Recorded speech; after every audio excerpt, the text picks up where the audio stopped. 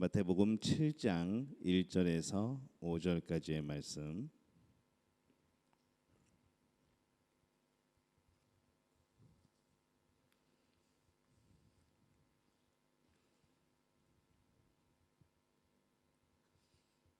신약성경 마태복음 7장 1절에서 5절까지 우리 한 목소리로 함께 봉독하겠습니다.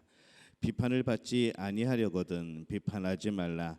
너희가 비판하는 그 비판으로 너희가 비판을 받을 것이요 너희가 헤아리는 그 헤아림으로 너희가 헤아림을 받을 것이니라. 어찌하여 형제의 눈 속에 있는 티는 보고 내 눈 속에 있는 들보는 깨달지 못하느냐. 보라, 내 눈 속에 들보가 있는데 어찌하여 형제에게 말하기를 나로 내 눈 속에 있는 티를 빼게 하라 하겠느냐. 외식하는 자여, 먼저 내 눈 속에서 들보를 빼어라. 그 후에야 밝히 보고 형제의 눈 속에서 티를 빼리라. 아멘. 할렐루야. 하나님의 은혜가 오늘 수요 예배에 참여하는 우리 믿음의 가족들에게 함께 하시기를 예수님의 이름으로 축원합니다. 우리 자녀들이 계속해서 온라인 수업을 하고 있어서 참 이 시간이 쉽지만은 않은 시간입니다. 여기 인터넷 상황이라든가 여러 가지 그런 상황을 볼 때 참 어려운 그런 예배 상황이죠. 그럼에도 불구하고 여러분 용기 내어서 또 시간 내어서 현장으로 나오시고 또 우리가 이 예배 공예배 수요일은 공예배입니다. 그래서 이 공예배에 꼭 참석할 수 있는 우리 모든 믿음의 가족들이 되어 주시기를 바랍니다. 오늘 말씀에 보면은 비판을 받지 아니하려거든 비판하지 말라라고 말씀을 합니다. 이것은 다른 사람을 비판하지 말라는 예수님의 교훈이죠. 이 세상에는 다른 사람을 비판하기를 좋아하는 사람들이 많습니다. 근데 남에게 비판을 받기를 원하는 사람은 하나도 없습니다. 누가 남에게서 비판받는 것을 좋아하겠습니까? 혹시나 장점을 들추면서 좋게 말하거나 칭찬해 준다면 몰라도 단점만 골라서 공개적으로 비판하는 사람이 있다고 한다면은 그를 미워하는 마음들이 또 그를 미워하는 사람들이 또 아마 원수들이 많이 생겨나게 될 겁니다. 그래서 다른 사람을 비판하기를 좋아하는 사람은 어딜 가나 환영을 받을 수가 없죠. 그 사람이 어떤 높은 직책에 있다고 한다면은 할 수 없이 그냥 듣고 속으로는 막 이렇게 부글부글 하겠지만은 그 사람을 그렇게 인격적으로 좋아하거나 아마 그 사람을 인격적으로 존중하거나 아마 그런 마음은 없게 될 겁니다. 사람은 누구나 장단점을 가지고 있습니다. 보통 장점, 단점 이렇게 말을 하는데 우리 상담학에서는 장점, 그다음에 단점을 보완점이라고 이렇게 표현을 하더라고요. 그래서 우리가 얼마든지 채워나갈 수 있는 부분, 얼마든지 고쳐나갈 수 있는 부분, 좋은 점들은 더욱더 발전시키고 이 보완점들은 우리가 채워나가서 온전하게 되어지는 것, 그것을 추구하는 겁니다. 우리가 사람을 볼 때 장점을 보느냐 아니면은 이 보완점, 이 단점을 보느냐 하는 것은 매우 중요합니다.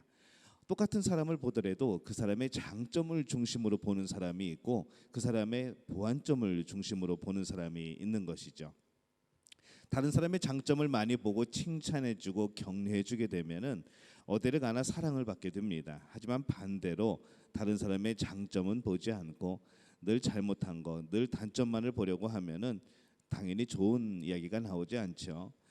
지적하는 말만 나오게 되고 부정적이 되고 또 비판적인 사람이 되고 또 사랑받지 못하는 사람이 되어버립니다.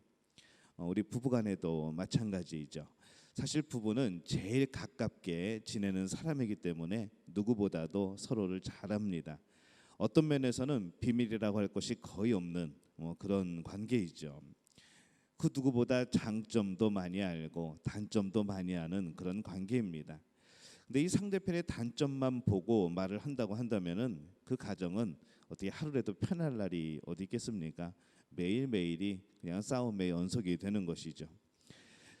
서로가 단점은 보완할 수 있도록 돕고 장점은 칭찬하며 그렇게 산다면은 자연히 오고 가는 말이 부드럽게 될 것이고 또 행복한 그런 분위기 또 그런 가정이 될 겁니다. 이렇게 부부 사이에서뿐만 아니라 모든 사람과의 사이에서도 서로의 그런 장점을 보고 그 장점을 배우려고 하는 그런 자세로 산다고 하면은 이 세상은 한결 더 밝은 세상이 될 겁니다. 요즘에 그런 운동도 많이 일어납니다. 좋은 면을 보게 하는 그런 운동들, 또 긍정적으로 보게 하는 많은 운동들도 이 세상 가운데 일어나고 있는 것이죠. 우리 교회가 또 우리 믿음의 가정들이, 우리 믿음의 공동체들이 이 긍정적인 면, 또 이 장점들을 바라보아주는 그런 것들이 넘쳐나게 되시기를 예수님의 이름으로 축원합니다. 오늘 말씀에서 비판하지 말라고 한 것은 선행과 악행을 분별하는 일까지 금한 것은 아닙니다. 우리가 때로는 비판할 것이 있는 것이죠. 누가복음 12장 56절에서 57절에 보면은 예수님은 이렇게 말씀을 합니다. 외식하는 자여, 너희가 천지의 기상은 분간할 줄 알면서 어찌 이 시대는 분간하지 못하느냐? 또 어찌하여 옳은 것을 스스로 판단하지 아니하느냐라고 물어보십니다. 또 요한복음 7장 24절에 보면은 외모로 판단하지 말고 공의롭게 판단하라 이렇게 말씀을 하시죠. 오히려 옳고 그른 것을 분별하는 것은 정말로 잘해야 된다고 말씀을 하는 겁니다. 우리들이 성도들이 이 특별히 분별해야 될 것이 몇 가지가 있습니다. 먼저 영적인 분별이 우리에게 참 필요합니다. 요한일서 4장 1절에서 3절에 보면은 사랑하는 자들아 영을 다 믿지 말고 오직 영들이 하나님께 속하였나 분별하라. 많은 거짓 선지자가 세상에 나왔음이니라. 이로써 너희가 하나님의 영을 알지니 곧 예수 그리스도께서 육체로 오신 것을 시인하는 영마다 하나님께 속한 것이요 예수를 시인하지 아니하는 영마다 하나님께 속한 것이 아니니 곧 적 그리스도의 영이니라. 오리라 한 말을 너희가 들었거니와 지금 벌써 세상에 있느니라 이렇게 말씀을 합니다. 우리에게 이 영 분별을 잘 하라고 말씀하는 것이죠. 이 예수를 주로 시인하는 이 영은 정말로 하나님께 속한 것이라는 겁니다. 하지만 그렇지 않다고 한다면 예수님이 하나님의 아들이 아니라고 한다거나 예수님은 사람이라고 한다거나 아니면은 예수님은 그냥 우리의 그런 어떤 현상 그냥 정말로 육체의 몸을 입고 오신 분이 아니고 어떤 현상일 뿐이라고 말하는 그런 이단들이 그 당시에 참 만연했던 겁니다. 그러다 보니까 이 예수를 시인하지 아니하는 것은 그런 이단들은 참 그 당시에 많이 활성화됐던 것이죠. 우리에게 참 영 분별을 하라고 말씀하시는 이 말씀을 보게 될 때에 그것은 오늘도 마찬가지입니다. 이것이 성령의 역사인지 아니면은 사단의 역사인지 참 영인지 거짓 영인지 정말 하나님의 영으로 이루어지게 되는 일들인지 아니면 그냥 속임수인지 우리가 이것을 잘 분별할 필요가 있습니다. 그래서 우리는 영 분별을 하면서 또 한 가지 무엇을 분별해야 되는가 하면은 이단을 분별해야 되는 것이죠. 고린도후서 11장 4절에 보면은 만일 누가 가서 우리가 전파하지 아니한 다른 예수를 전파하거나 혹은 너희가 받지 아니한 다른 영을 받게 하거나 혹은 너희가 받지 아니한 다른 복음을 받게 할 때에는 너희가 잘 용납하는구나라고 말씀을 합니다.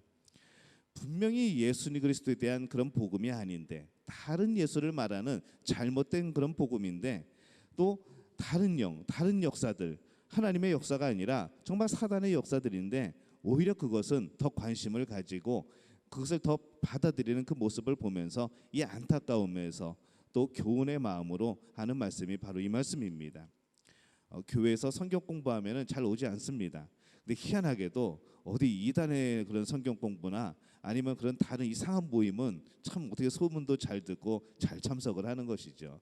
참 신기한 일입니다. 풀리지 않는 수수께끼죠.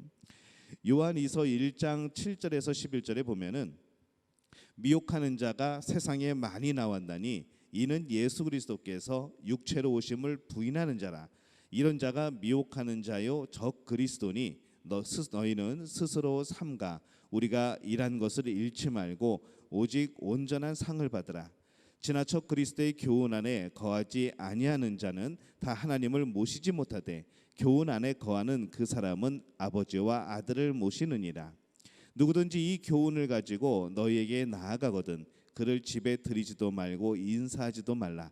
그에게 인사하는 자는 그 악한 일에 참여하는 자임이라 라고 말씀을 합니다. 이 글을 쓴 요한은 우리 사도 요한입니다. 사랑의 사도라고 불렀죠.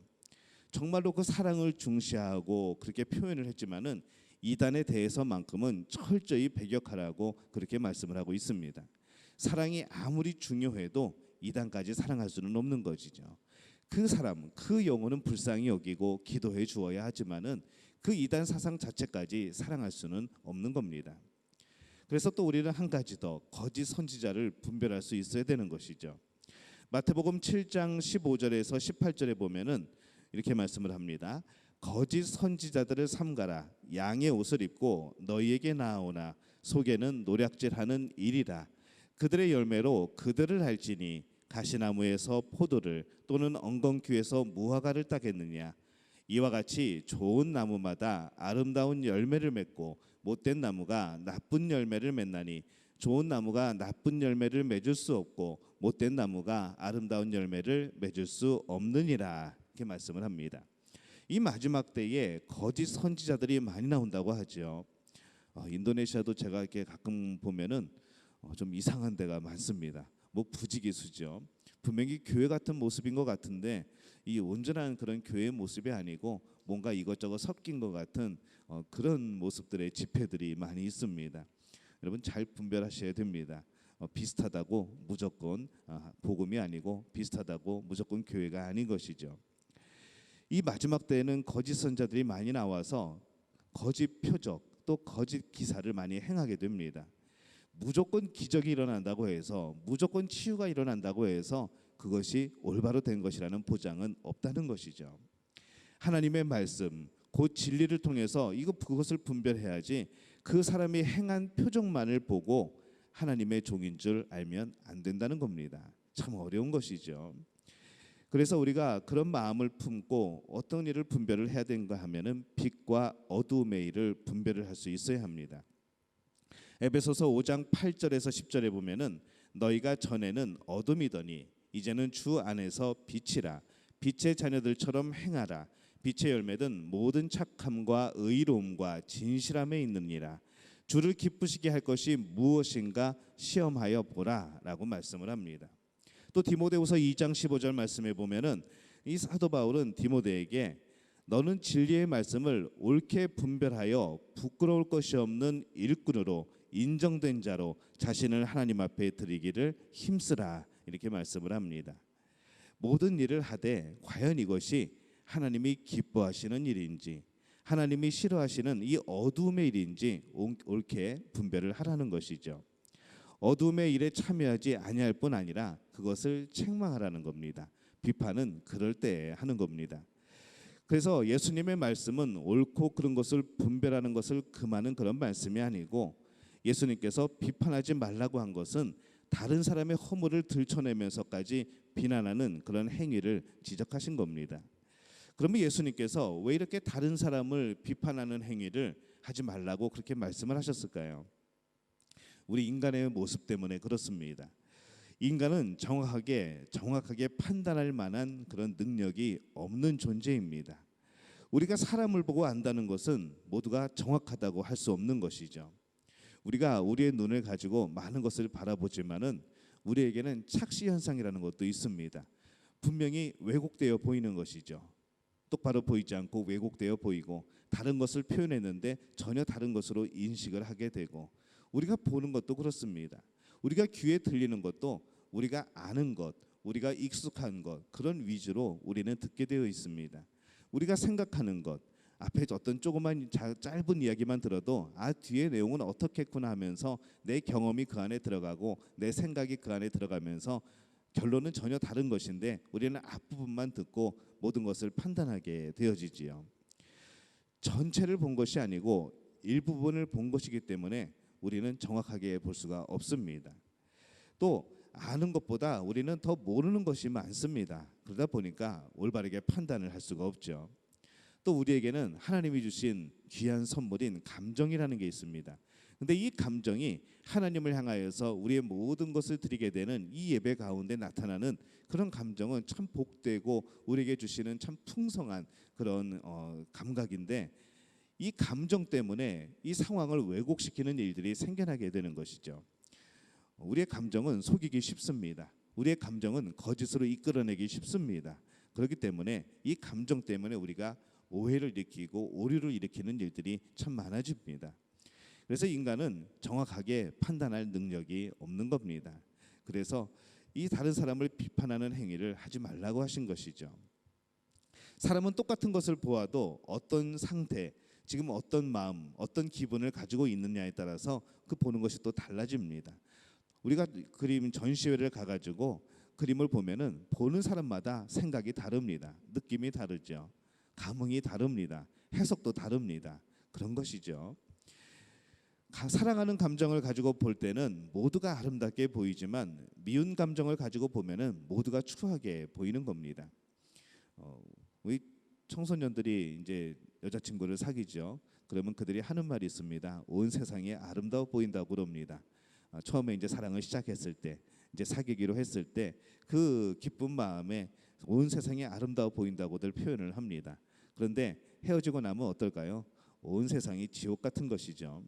바로 그런 겁니다. 우리의 감정에 따라서 이 세상은 별로 변한 것이 없는데 우리의 마음 상태에 따라서 우리가 보아지는, 우리가 느껴지는 그 모든 것들은 다르게 해석되게 되는 겁니다. 또 인간은 다른 사람을 판단할 만한 자격이 없기 때문에 비판하지 말라고 말씀을 합니다. 인간은 다른 사람을 판단할 능력도 없지만은 사실 다른 사람을 판단할 만한 자격도 우리에게는 없습니다. 사람을 올바르게 보고 판단하고 심판하실 분은 오직 하나님 한 분밖에 없으신 것이죠. 그래서 우리 인간은 모두 다 하나님 앞에 서서 심판을 받아야 될 자들이지 우리가 그 앞에 서서 심판을 할 자들이 아니라는 겁니다. 그런데 우리가 마치 하나님이 된 것처럼 남을 판단하고 비판한다고 한다면은, 정죄한다고 한다면은 이것은 하나님의 자리를 우리가 빼앗는 그런 모습이 되어지는 것이죠. 우리가 죄인을 정죄하기 위하여서 내 스스로 죄를 짓게 되는 그러한 결론에 도달하게 됩니다. 하나님 앞에 큰 죄를 범하는 결과가 다시 우리에게 돌아오게 되는 것이죠. 그래서 우리 인간은 다른 사람의 눈 속에 있는 티를 보고 비판하려고 하지 말고 오직 자기 눈 속에 있는 들보가 무엇인지를 깨닫고 겸손하게 하나님 앞에 회개하는 그런 삶을 살아야 합니다. 오늘 말씀의 1절에서 3절에 보면은 예수님은 비판을 받지 아니하려거든 비판하지 말라. 너희가 비판하는 그 비판으로 너희가 비판을 받을 것이요 너희가 헤아리는 그 헤아림으로 너희가 헤아림을 받을 것이니라. 어찌하여 형제의 눈 속에 있는 티는 보고 내 눈 속에 있는 들보는 깨달지 못하느냐라고 말씀하시면서 이 다른 사람의 허물을 보고 비판하기 전에 먼저 자신의 큰 잘못을 하나님 앞에 내어놓고 살펴보고 회개하는 그런 마음을 가지라는 것이죠. 사람은 세 가지의 눈을 가지고 있다고 말을 합니다. 하나는 우리 육체의 눈입니다. 우리는 이 눈으로 사물을 볼 수가 있는 것이죠. 우리가 모든 세상의 것들을 볼 수가 있습니다. 우리의 또 한 가지 눈은 무엇인가 하면은 지식의 눈입니다. 내가 아는 것만큼만 보이게 되는 눈인 것이죠. 우리는 이 눈으로 모든 것을 보고 분별하게 됩니다. 똑같은 것을 보아도 지식이 없으면 겉모습만 볼 수밖에 없는 것이죠. 지식이 있으면은 어떤 것이 보일까요? 전깃줄을 바라볼 때 그 전깃줄만 보일까요? 지식이 있는 사람은 지식의 눈으로 보면은 그 전깃줄 안에는 전기가 흐르고 있다는 것을 아는 겁니다. 그것이 바로 지식의 눈인 것이죠. 또 세 번째는 영안입니다. 영의 눈이죠. 이것은 믿음의 눈이라고도 이렇게 지칭을 합니다.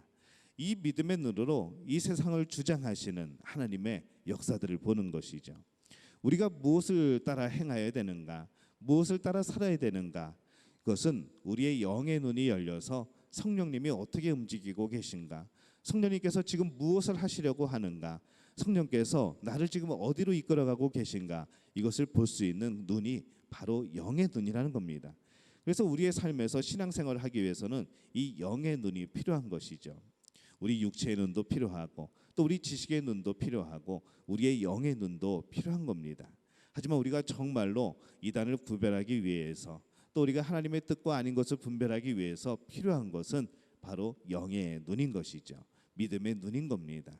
우리 믿음 가족 모두에게 이 육체의 그런 건강한 눈, 또 지식의 건강한 눈, 더 바라기는 이 영의 건강한 눈이 띄어지게 되시기를 예수님의 이름으로 축원합니다. 그래서 우리 성도들은 육안으로 다른 사람의 허물만 보고 다른 사람을 비판하는 죄를 범하지 말고 우리의 영의 눈을 떠서 내 자신의 죄와 허물을 바라봐야 되는 것이죠. 영의 눈은 내 허물을 바라보게 합니다. 영의 눈은 다른 사람이 아니고 내가 해야 될 일을 보여주시는 것이죠. 영의 눈은 다른 사람이 아니고 내가 하나님 앞에 어떤 모습으로 서 있나를 보여주는 눈입니다.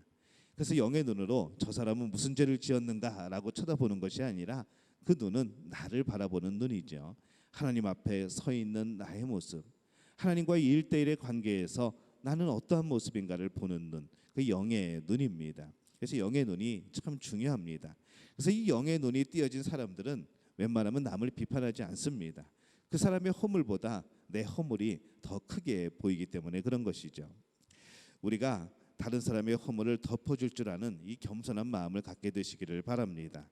함부로 다른 사람을 비판하지 말아야 합니다. 다른 사람을 비판하는 사람은 도리어 자기 자신이 가장 많이 비판을 받게 될 겁니다. 긍휼을 행하시기를 바랍니다. 다른 사람을 향하여서 먼저 비판하기 전에 나의 모습 가운데서 하나님을 기뻐하지 않는 모습은 없는지, 내가 오늘 하나님 앞에 거짓된 모습은 없는지 이것을 먼저 돌아보고 회개하는 자가 되어야 될 줄로 믿습니다. 우리가 이 오늘 주신 말씀을 마음에 깊이 새기고 우리가 이 말씀을 따라서 건강한 눈을 가지고 또 우리 건강한 마음을 가지고 우리 하나님의 뜻을 쫓아가는 믿음의 가족들이 되시기를 바랍니다. 오늘 비판하려던 마음들을 걷어들이고 오히려 장점들을 바라보고 오히려 그가 잘하는 것을 격려하고 칭찬해 줄 수 있는 우리 모든 믿음의 가족들이 되어지시기를 예수님의 이름으로 축원합니다.